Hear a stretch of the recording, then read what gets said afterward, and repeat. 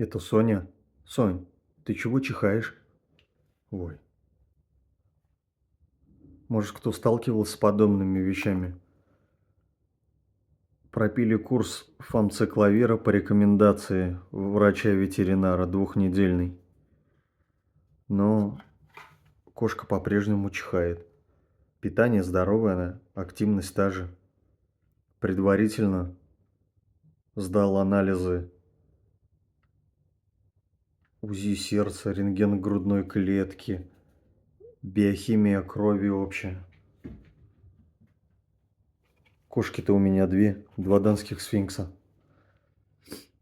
И как бы на основании всех этих анализов ветеринар прописала фамцекловир 125 миллиграмм. Курс пропил двухнедельный с 18 марта по 1 апреля. Но итог, по-моему, без изменений. Может, кто сталкивался с чем-то подобным и может порекомендовать что-то. Кошки? Чего? Чего? В принципе, заболевание явно не заразное, с учетом того, что они с одной и той же посуды часто едят вдвоем.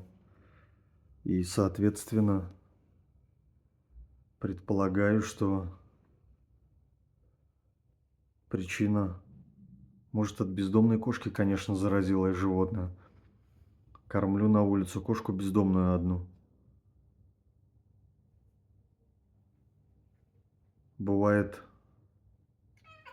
не всегда после захода домой мою руки, например, после контакта с животным, в силу определенных обстоятельств. Может, кто сталкивался с подобным? Напишите